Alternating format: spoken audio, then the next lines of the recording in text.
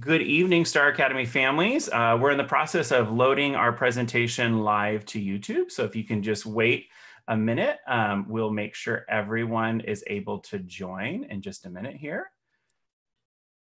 All right, and it looks like we are good to go on YouTube. So we're going to go ahead and start our presentation. So before I bring up the slides, though, I'd just like to take a moment to introduce everyone who's here so that you're aware of who is talking to you. If we've never met in person before, my name is Joe Wood. I am Natomas Charter School's Executive Director, which means that I work with all 5 academies. I also am currently a PFAA parent, but I was a former Star Academy parent. So of course, Star Academy is near and dear to my heart. I'm gonna hand it over to Mrs. Kaler next. Hi, everybody. I am Amy Kaler, and I'm the coordinator for Star Academy. This is my 7th year that I'm just finishing up with Star Academy, and I'm looking forward to the year to come. And I'll turn it over to Laura. Sorry. Hello, I am Laura Burial. I'm the Teaching and Learning Director, which means I get to work with all of the academies. I am currently a Performing and Fine Arts Academy parent. My daughter's going into her sophomore year, but she was in the first group of Star Academy students. So Star Academy is near and dear to my heart as well. All right, and then Dr. Ellis. And I am Addie Ellis. I'm Student Services Director. If you have a kinder or a first grader, I'm also known as Captain Kindness because I go to all their classes as Captain Kindness. So I look forward to meeting you once we're back in school.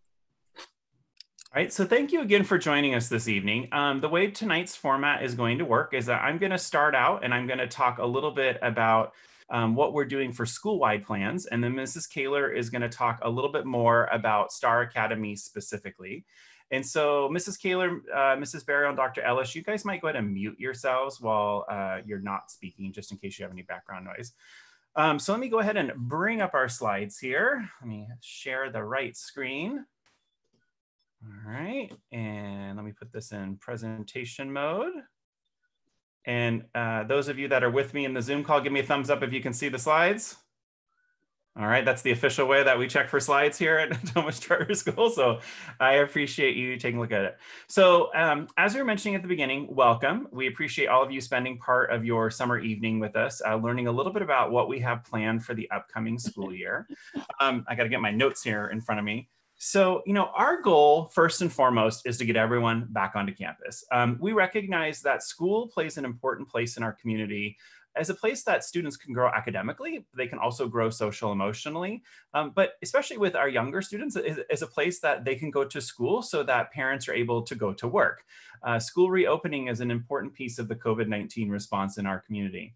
And then all of us as educators, we miss your kids. We're looking forward to seeing them back on campus. So what we're going to talk about tonight is our plan for trying to bring everyone back to campus, but also doing it in the healthiest and safest way possible.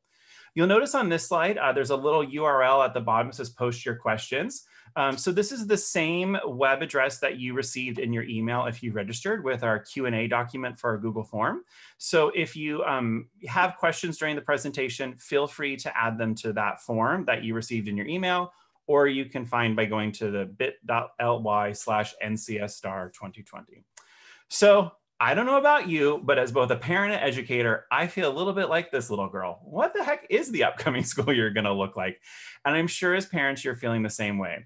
We have 57 days until August 12th, which is our first day of school, it gives me a little breathing room because I know we got some time, but I also know that those 57 days will go by very, very quickly. So our goal tonight is to share with you what we know so far.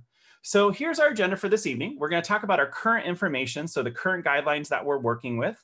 Our plans as of today, please know these will adjust. They're going to adjust as we have more information in the community about coronavirus, along with other things that we'll talk about.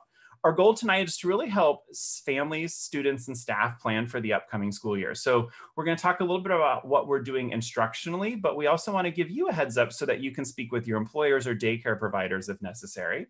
And we're going to talk a little bit about what learning is going to look like in the first quarter of the school year. So at Natomas Charter School, we're purposely taking this quarter by quarter this coming school year, because we know that as the virus changes in our community, our response will have to change as well. So tonight is really that time frame from the first day of school to fall break, which starts around October 7th. And then we also want to share with you tonight kind of the future timeline and next steps, what to expect the rest of the summer. As I mentioned over on the right, we have these 4 key goals. We want all students back on campus. We want all staff back on campus. We want to maintain consistency for all students, but we also need to do it in a way that we can provide a safe and healthy campus for the entire NCS community. So this slide, if you attended our May 14th meeting, you actually have seen this slide before, but it's really the framework for our thinking, and it continues to be. So we know that the guidelines are going to adjust based on the latest science. So what we're going to share with you is what we know as of today. Ultimately, we're going to be guided by our public health experts. Late last week, we had the opportunity to have 1 hour of undivided time with Dr. Kasiri, who's the Sacramento County Public Health Doctor. And she was really able to sit down and kind of walk us through the guidelines and why the different pieces are in there and how critically important they are, which was important because no one on my staff is an epidemiologist, as much as we might try to be sometimes. But it was helpful to speak with a public health doctor and really understand what she's seeing about the virus in our community. Ultimately, we're going to be safe and healthy if we all work together. So that number 3 bullet, collective safety, being very important. And we're really trying to plan with the full NCS community. That's why you're getting a lot of surveys from us. It's why you're getting a lot of emails. It's why we're having multiple parent nights, is because we really want to use your feedback for this planning. So as we shared in May, we envision a 4-stage plan for the upcoming school year. We know that we're living with coronavirus. This means if you look at any other pandemic, this means that we're probably going to see periods of time where viral transmission in our community is relatively low, and we're going to see periods of time where it's relatively high. And as a result, the public health order is likely to change. If you've been following the viral statistics in Sacramento County, they've actually been going up the last few days, largely related to Memorial Day and Mother's Day gatherings. So that's obviously very concerning. And if it were to continue to rise and be out of control, we might have to go back to distance learning. So we're trying to plan for a year where we can make these dynamic shifts and to have the most stability and consistency for parents, staff, and students. So how is our community doing? So this is the most recent survey data that we sent to you guys. And so this is looking at school-wide data, not specific to Star Academy, but you'll see that generally kids are really excited to come back to school, but they also have a little bit of concern about their health and safety. Families overall have actually a little bit more concern than our staff. The 3.16 and the 2.92, they're actually on a 5-point scale, with 5 being the most concerned, 1 being the least concerned. Families and staff are very supportive of masks being worn by students. And in our conversation with the public health doctor on Friday, she talked a little bit about masks are an extremely important tool and that they help control respiratory droplet transmission, which is key to coronavirus transmission. Most of our families are able to participate in a Screen at Home campaign, which we'll talk a little bit about what that means. But everyone, students and staff, are concerned about challenge created by having schedules that might involve shifts or students not attending school every day. And so our plan for the first quarter is really to provide 3 options for families. 1, students coming back to school with physical distancing. 2, long-term independent study. So this is the idea that you want to remain part of Star Academy, but you'd like to go on independent study for the first quarter, maybe because you have a child that is high risk, has high risk needs, or someone in your family is also high risk, or maybe you're just not ready yet to have your student go back to school, and that's completely fine. And then for some of our families that have actually enjoyed distance learning on a significant level and have realized that, oh, homeschooling might work for us, we've provided the opportunity for some families to transfer to PACT and VLA, at least to the capacity that those 2 organizations can provide. So the little pie chart over to the right kind of shows our current breakdown as of this morning. So the majority of families, around 66%, want their kids to go back to school in some capacity. 13% are looking for that long-term independent study option. The tiny pie wedge, the yellow one, is around 8%, and that's looking at PACT or VLA. But we have another 13% that right now are just, I don't really know, I'm unsure. And so part of what we're doing tonight is we want to share with you, what we know about these different models as of today. But we're also going to talk about you having some time over the next month to really make a decision and then move forward. So as I mentioned, we have multiple guidance documents that we're working with. So we have one from the Sacramento County Office of Ed, that's the light blue one in the front. We have one from California Department of Public Health, that's that COVID-19 industry guidance. And then we have Stronger Together, which is one from the California Department of Education. So while we have 3 guidance documents, the good news is they're very closely aligned because they're all based on the CDC's latest guidelines. So the key considerations, regardless of what document you look at, is physical distancing, face coverings, hygiene protocols, such as washing your hands, screening protocols at home and schools, that's taking temperatures, screening for any respiratory illness like coughing, sneezing, having adequate ventilation in all instructional spaces, and quarantine procedures should an outbreak occur on campus. Now, it's important to notice that for all of these, it's to the greatest extent practical. So looking at face coverings as an example, in Sacramento County, the public health doctor is encouraging all TK through 5 students to wear masks. However, she recognizes that, for our youngest learners, that's a little bit more impractical than it might be for some of our older learners. And so our goal is to encourage everyone to wear face coverings or masks, but recognize we have to have some flexibility within that based on the individual needs of students. The last little set of bullet points. So when you look at these 3 documents, the one that is actually the most important for us to follow is the one that was produced by Sacramento County. So as a school located in Sacramento County, we are legally required to follow the Sacramento County public health orders.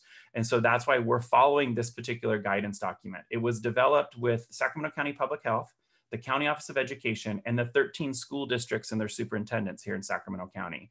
It's also the document that all charters and private schools are following as they're beginning to lay out their plans for the coming year. And at the end of this meeting, or maybe first thing tomorrow, we'll see how busy the evening gets, my goal is to send an email out to all of you with these links so you can go through them yourself. And I really encourage you to look at the Sacramento County document because it might help answer a lot of questions that you might have. But you'll notice in that document, they're going to talk about a screen at home campaign. There's still some questions around sports and arts and what that looks like, because those are typically activities people are sharing resources or are close together. And there's a strong suggestion of students attending in shifts in order to reduce class sizes and maintain cohorts in case we have an outbreak. We also, just like Sacramento County, are looking at international models. So there's actually 5 countries, China, Denmark, Norway, Singapore, and Taiwan, that have opened their schools already and have actually been able to keep them open. There's a few countries that have opened their schools, like France, but actually had to close them because they didn't have all of these pieces in place. And so we want to be like these 5.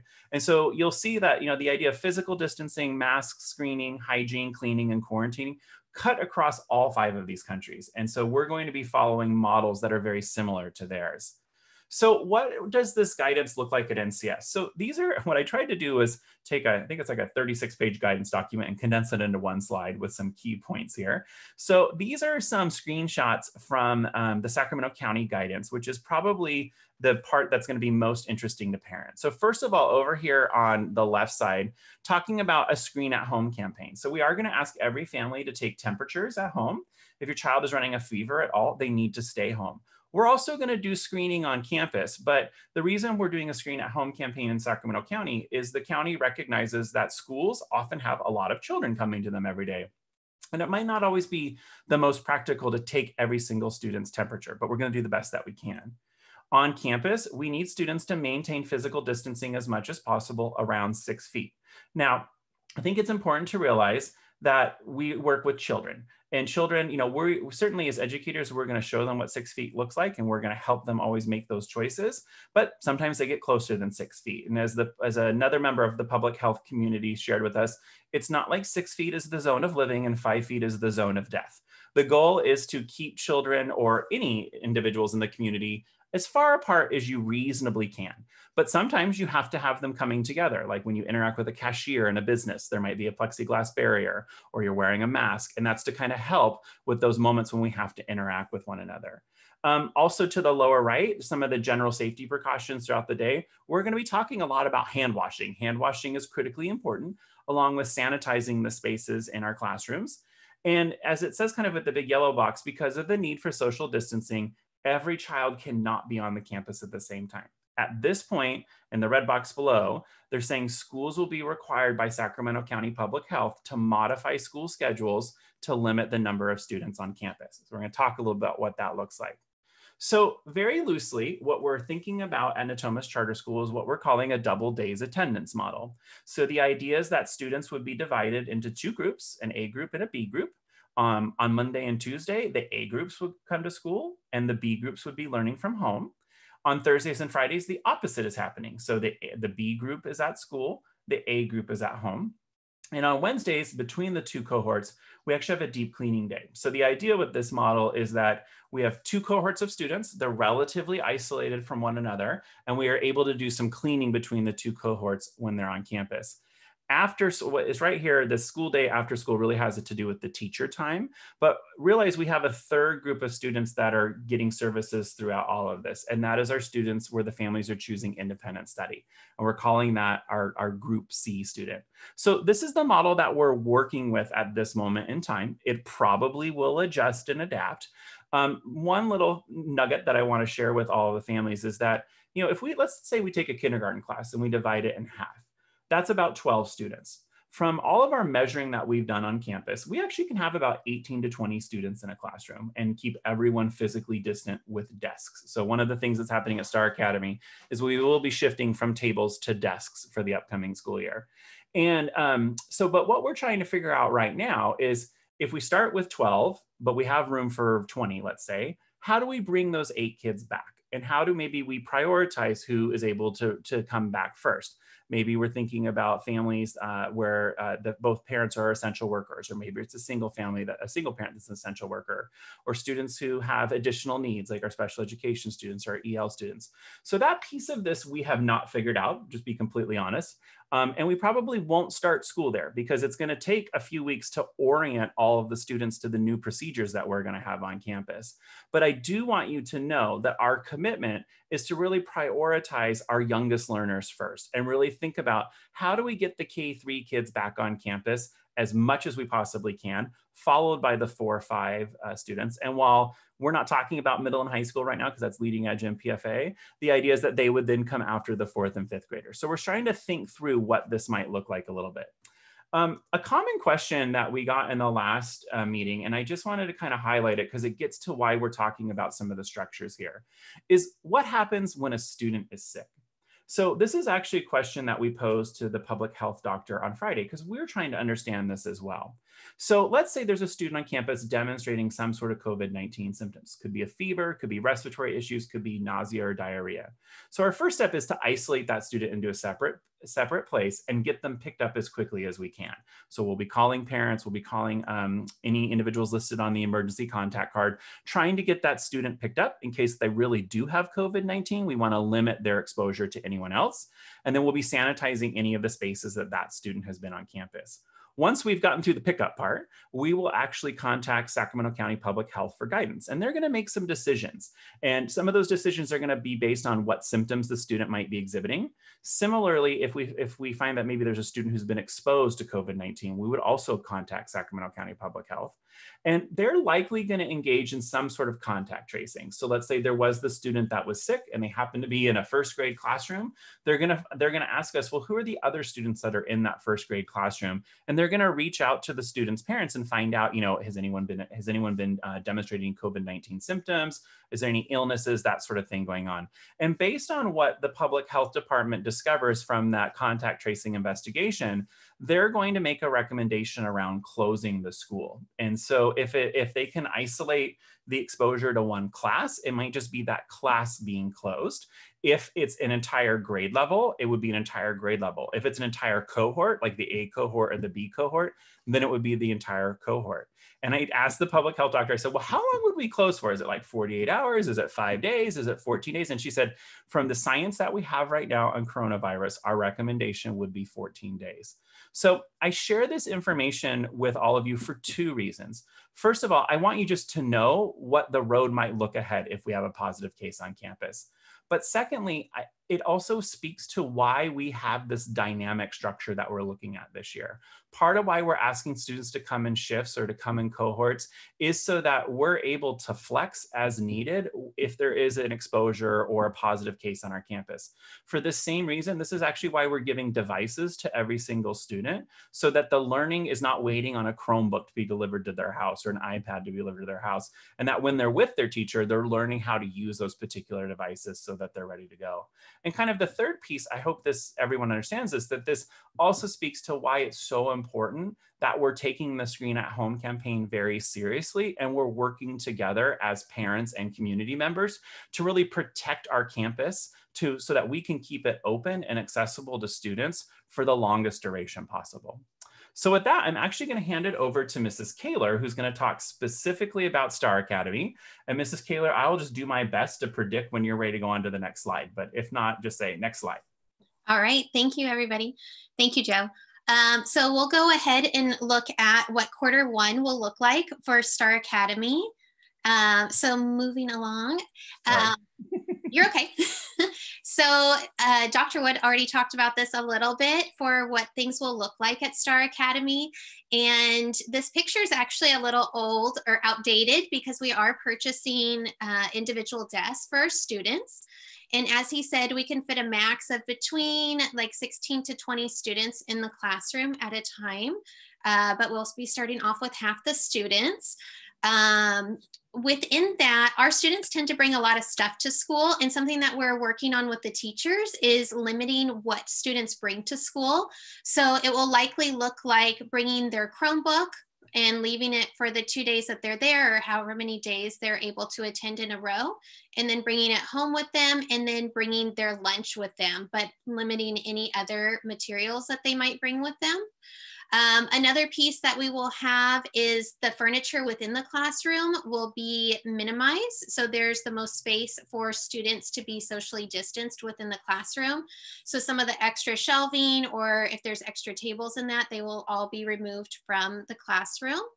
And then depending on what everything looks like, we might have to put in some partitions to keep the social distancing near walkways and classroom doors. Just a little clarification on this picture. So obviously you see tables. So we thought as we started on this journey, like, well, maybe we can use the existing furniture. And what we realized, if we use the existing furniture, this is where we really are only at 12 kids in a classroom. And we, as I mentioned at the very beginning, our goal is to get everyone back we can possibly bring back. And so that's actually why we're making the expenditure of switching to desks, because it does give us more flexibility in terms of being able to bring students back. All right, so on double days for Star Academy, Mr. Wood had already talked about this somewhat, and I will go into detail a little bit more specific on another slide, but our students will be broken up into 2 different groups. So there will be the A shift and the B shift for students that will be coming on campus. And you can see that A shift would be attending school on Mondays and Tuesdays, while B shift would be attending school on Thursdays and Fridays. Within the times that students are at school, they will still be receiving all their regular academic areas, which I'll talk about on one of the later slides. But also note that on Wednesdays, this is a deep cleaning day, and everybody will be virtual that day. And staff will be working on virtual IEP meetings, SST meetings. They'll have staff meetings, and they'll still be checking in with their students and posting lessons for them to do at home, along with work that is also going back and forth between the school. So the 4 areas that I'm going to go into on the next couple slides are instructional plan for flexible learning, addressing learning gaps, prioritizing connectedness to the school, and then ensuring our health and safety of our students. So looking at the first portion, we have the flexibility that we need to give for our students. There are the 4 different stages that we've talked about, where students, if we're at stage 1, we're normally in classes. Stage 2, where we're in a hybrid model. Stage 3 with, I think I'm messing it up, independent study for a short period of time, or no, everybody's virtual, and then stage 4 is independent study. So we want to be flexible and consistent more than anything between those 4 different stages. Elementary students thrive off of consistency, and so with our plan that we're building for STAR, we are making sure our schedules stay the same between all the different stages. And then one thing I want to make sure to note is that art, Spanish, library, and then also our social emotional learning will be pushed into the classrooms even during our hybrid schedule, and if we're all virtual or if we're regularly back on a normal schedule. Another thing is that we will have consistent pedagogy, so our instructional practices will stay consistent across what we are doing, so the kids are familiar with what to expect and how the teacher is teaching them. So Also leveraging technology, this kind of goes into that flexibility piece in the instructional practices. We have talked about that we're ordering iPads, so all of our TK through first grade students have iPads. It's a lot easier, we found, for students to navigate an iPad by clicking on stuff versus having to deal with a mouse trackpad. And they're not great typers as of this or that age range. And then our 2nd through 5th grade students will be having one-to-one Chromebooks where they can take them back and forth also. Another thing that we're developing is a flipped classroom model. And this is something that our teachers have kind of started, I guess, dipping their toes into. And that's where we send out videos of instruction that the teachers came up with that they can basically pre-teach. And then when they're in the classroom, then they could actually get more into the instruction because the direct instruction happened at home through the video that the teacher provided for you. So that's something that we're looking into building out more to support our students and really be strategic about our time that we have with the students in the classroom. And then equity and support, we're going to continue with our MTSS, so our multi-tiered systems of support for our students in providing our targeted instruction for differentiated instruction and ensuring our students are getting what they need. And then our special ed education department will also be working with our general education department. And these are both practices we've been using over the past couple of years, but especially this year. All right. So another piece of what we're doing to help support our students during the summer is the summer learning program that our learning department put together in collaboration with each of our school sites. And it's very interactive. So I took a screenshot on here of what it looks like when you go to the website. And really what we're trying to do is provide students with a fun opportunity to maintain their fundamental math and reading skills over summer. So it's not meant for them to be on for 8 hours. It's meant for them to go in for practice, to have fun and just maintain what they're doing and possibly even build up some of their skills even more before the start of next school year. So addressing learning gaps, this is the second area out of the 4 different areas. I just talked about summer learning. Once again, it has the iReady built into it. It has academic challenges that are fun. And then there's also resources for parents. And one thing that came out of our last meeting is that parents had asked to see the heavy hitting standards. So I sent that out in an email earlier this week for families. If you would like to look at it, it's in there. It's also linked to our presentation. And it lays out what the standards are, that if we were to look at all the standards for the grade level, what are the key ones that students need to be able to do to be successful in the next grade level. These are also the standards the teachers will be using, and they do use on a yearly basis, but really focusing on them to help move forward for this next year, given that we were in this virtual learning model for the last couple months. And taking those heavy hitting standards and embedding really focusing on the reading, writing, and math skills and embedding them into all the different content areas.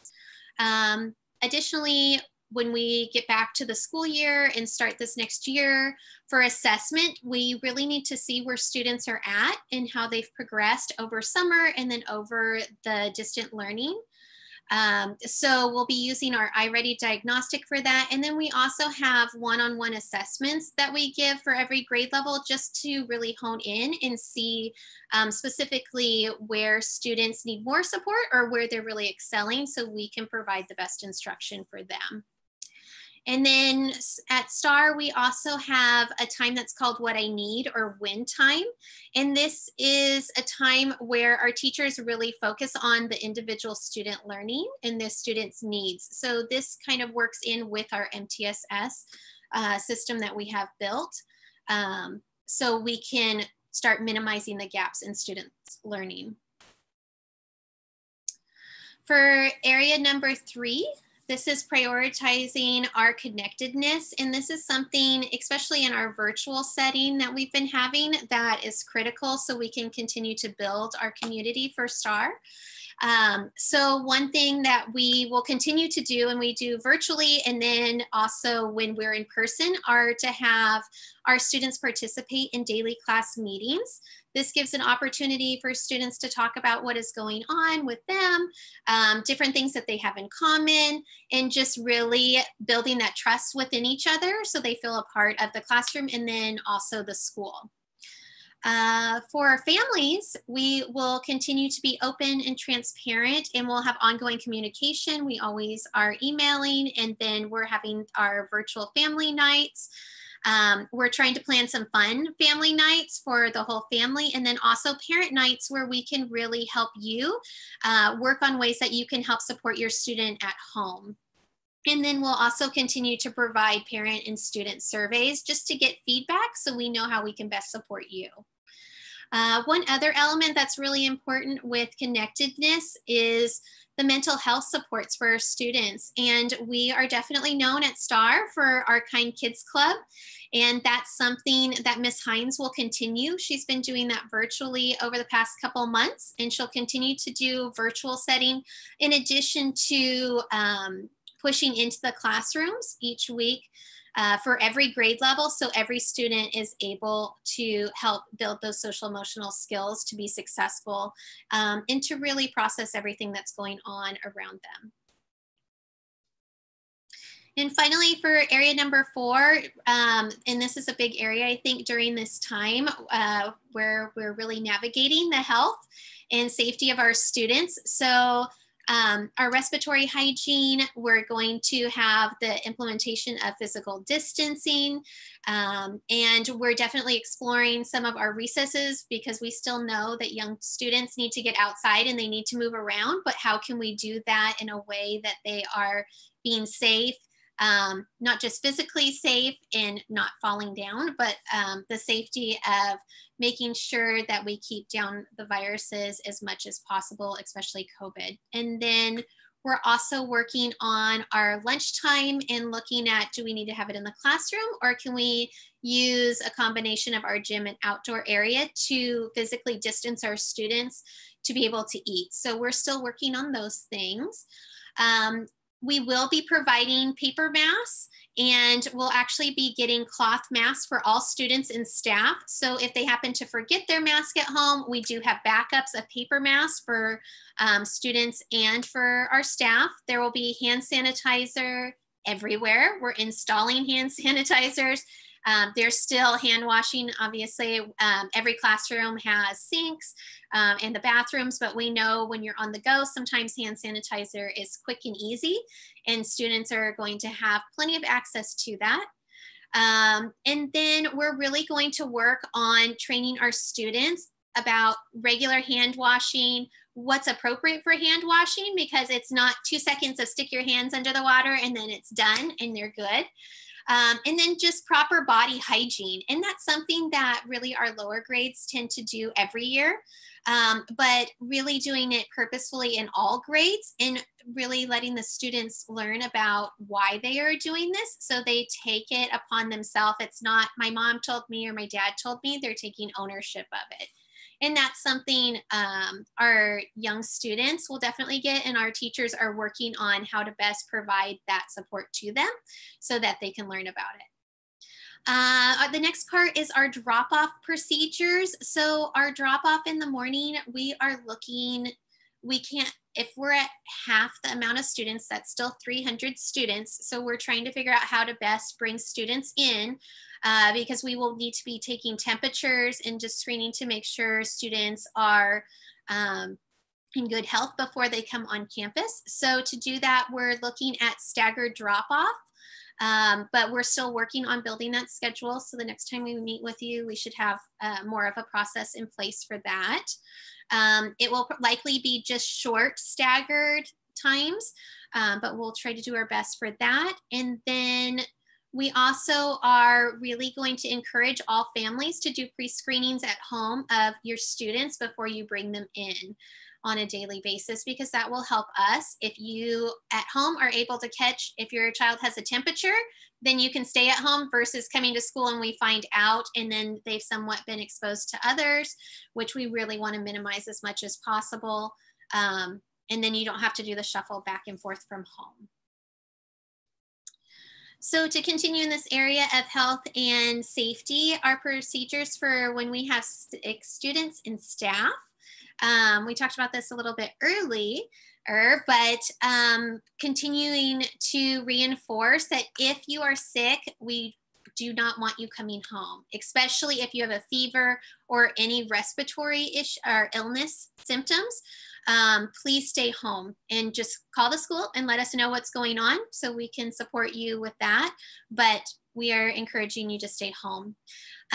If the student comes in and we find out that they are showing symptoms, whether it's fever or respiratory issues or any other health issue that is indicating that they are sick, they'll be sent to the health office and be sent home immediately. For employees, they will also have the same procedure. And so if they are showing any symptoms of anything for illness, they will also be sent home. We will also sanitize the area that they have been in to ensure that it is clean and ready to go for anybody around there. We will also have substitutes that are available and staff to help push in, whether it's a classroom teacher. If a classroom teacher gets sick, we will have that covered by somebody who is not sick, because we do not want them in on campus.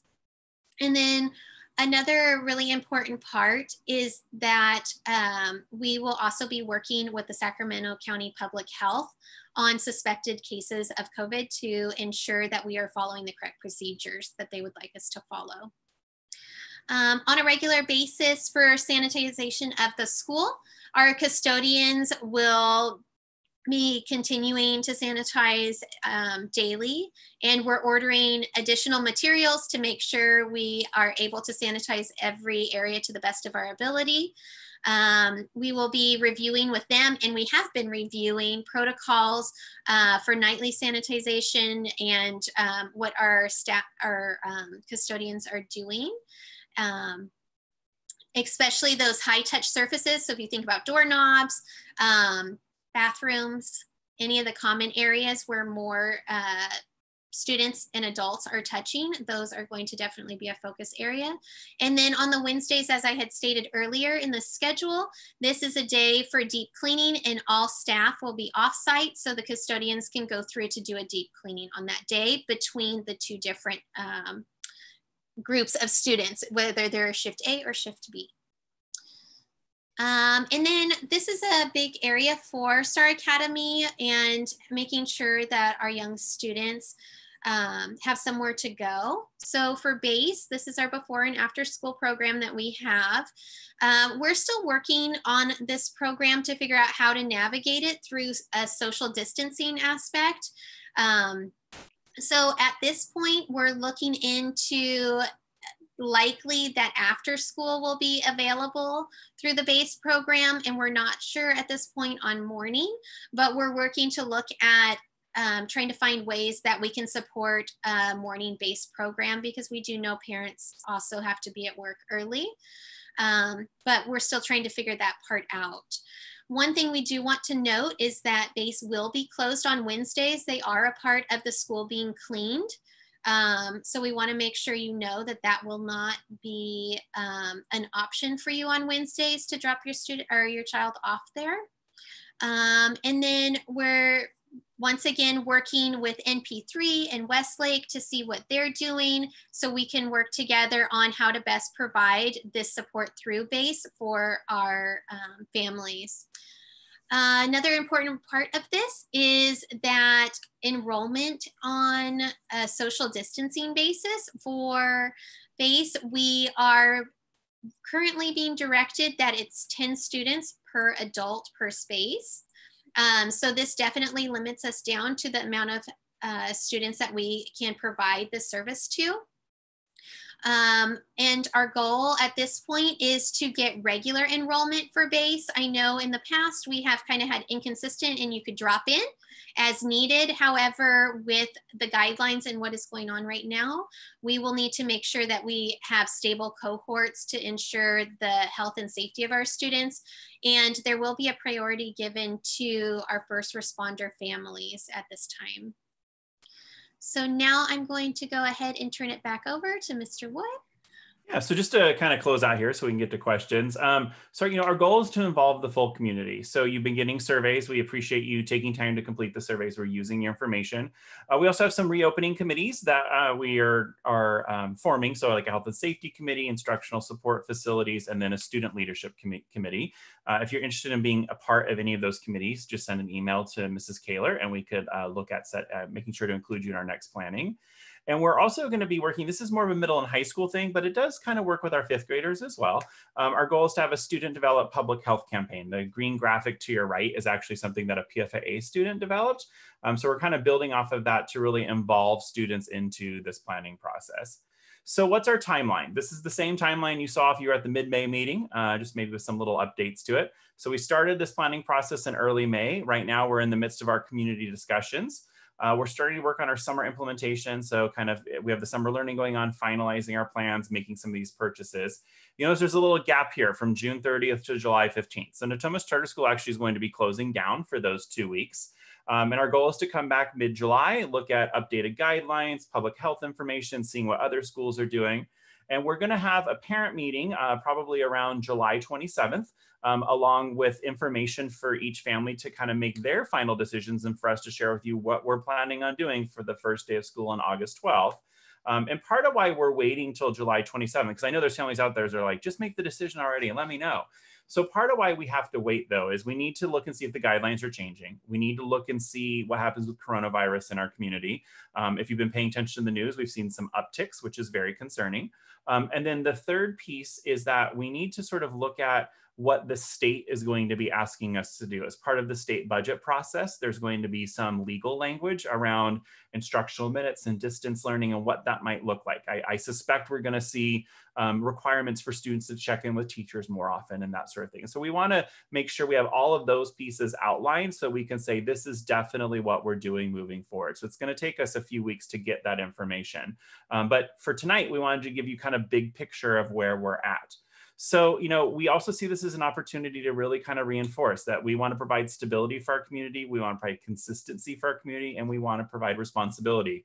Earlier today, I scheduled an email that I think might have gone out during this meeting about testing availability in the Natomas community. That's part of our responsibility as community members of making sure that families are aware of where COVID-19 testing is available in our community.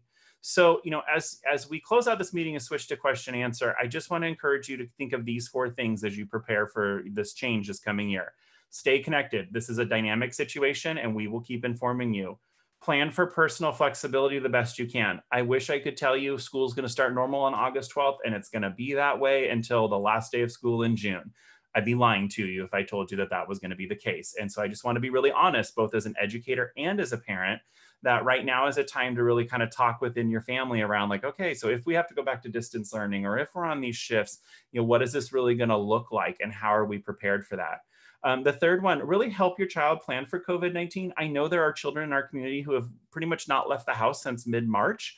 As we're trying to bring students back to school, it's important that your children are used to wearing a mask, are used to being in places where other people are wearing masks or where they're learning not to touch things or using hand sanitizer. I have here, take them shopping. It's sort of a joke, but it's sort of a truth actually. Taking them out into the community to stores and stuff is really a good opportunity to see what kind of a COVID-19 world looks like. I happen to live in West Sacramento, so I have to give plug to the Nugget out here. It's our local grocery store.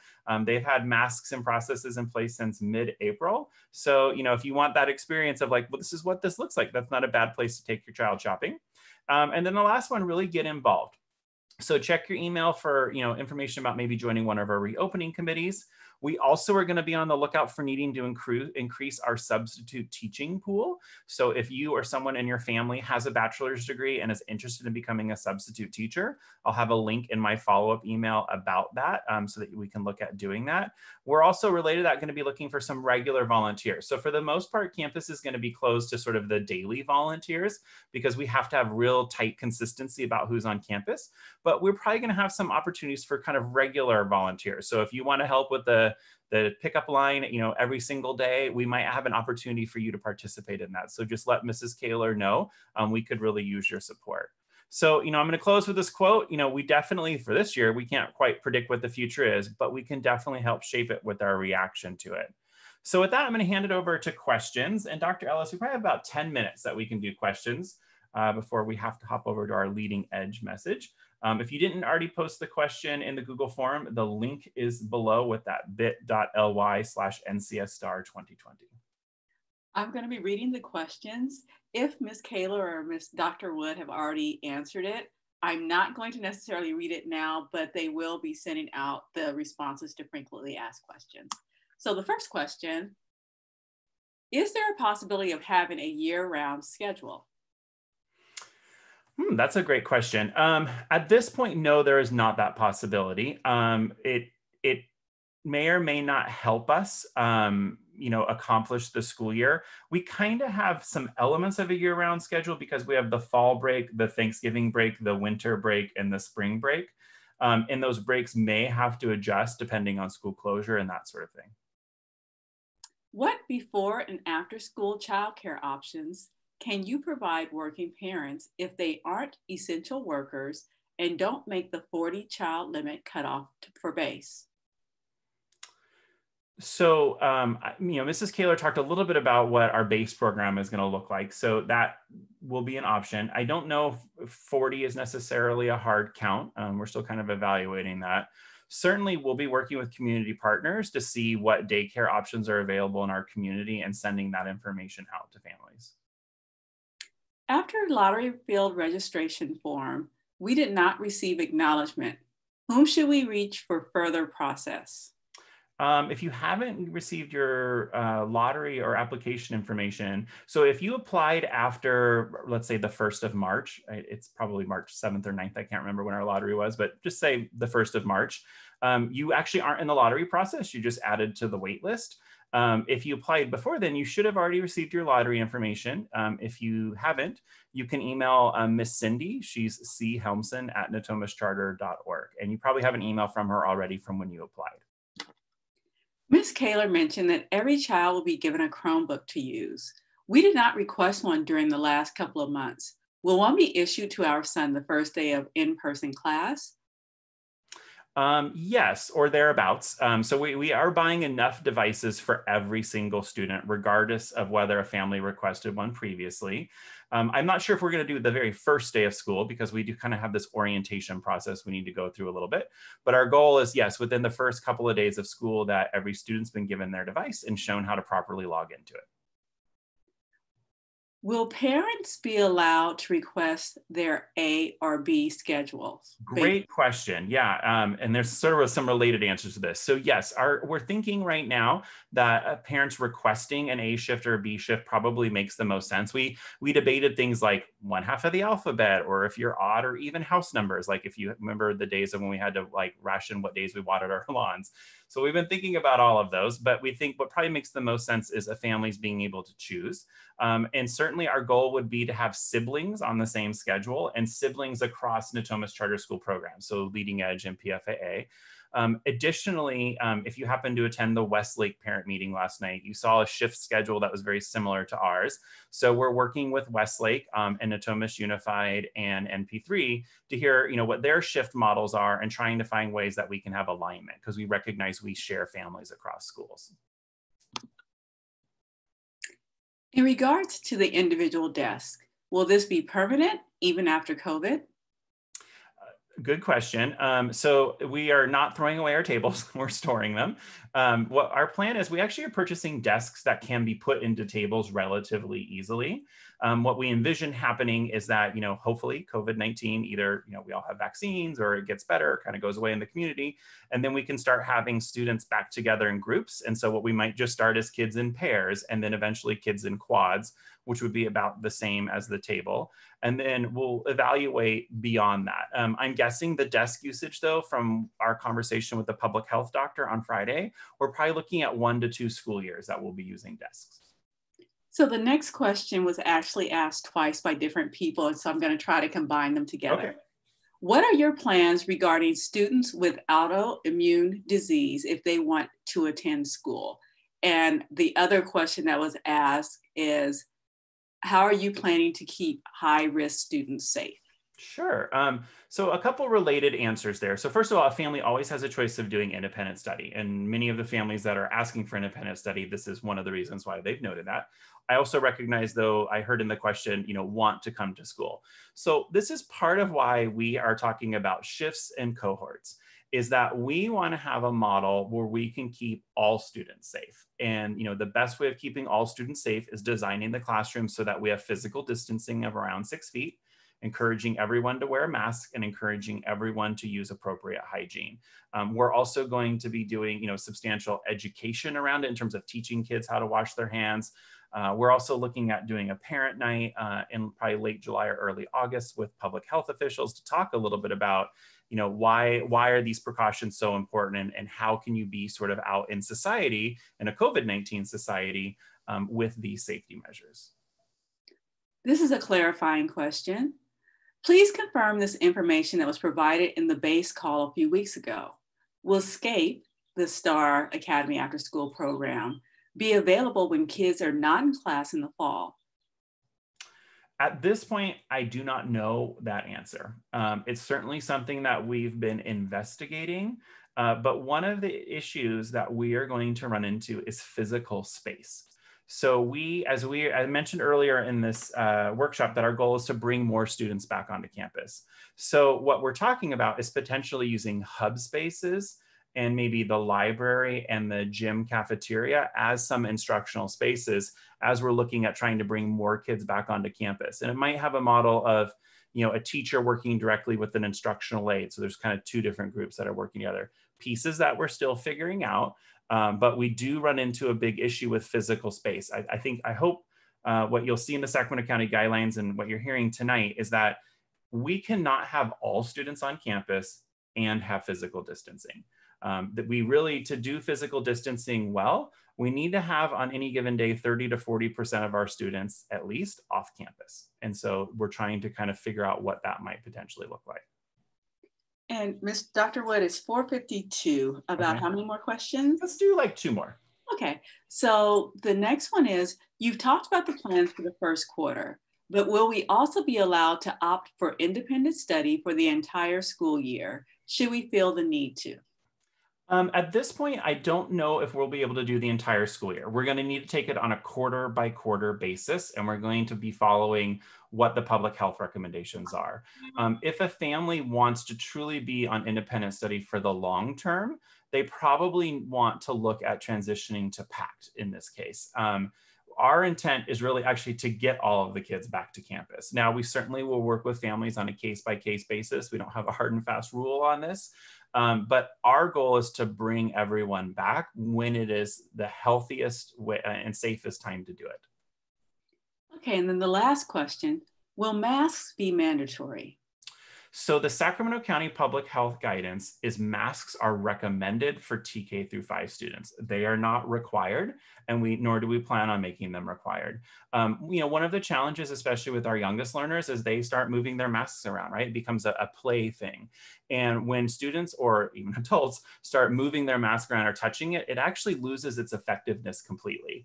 And so that's why our goal is to provide every child a mask, educate every child about a mask, encourage every child to wear a mask, but also recognize that we'll have some students who won't be able to for different reasons. And so that goes back to why the physical distancing is so important and trying to work with them on that. It also, though, goes back to what I talked about on the previous slide about using the summer to get your child ready. I know my incoming 7th grader had no desire to wear a mask. And so we've been doing some work of going to the grocery store and wearing our mask so that he can get comfortable with it and understand, why it's important. Okay, so we're at 4:54. Okay. Well, I'd just like to say, as we close out, thank you everyone for joining us this evening. I hope that this provides you some information about the direction that we're heading. As I mentioned earlier, we'll be sending a follow-up email with all of the links, the link to this video, the link to the slides, the guidance, all 9 yards. And I would really encourage you to take some time to read through it, just so that you kind of understand what we're working with. And at this point, we'll continue to share information over email, plan for a follow-up parent meeting, probably towards the latter part of July. And then that's when we'll be asking families, if we have some selection-based ideas. So, choosing your A group or your B group or choosing independent study, that'll be the time that you'll do that for the first quarter of the school year. Remember, the first quarter of the school year goes to fall break. So our plan right now is to basically reevaluate probably mid-September and then adjust our plans for the second quarter, which basically goes from fall break to winter break. And then we'll kind of proceed on from there. So thank you again. Thank you, fellow co-hosts that were here as well. And have a lovely evening.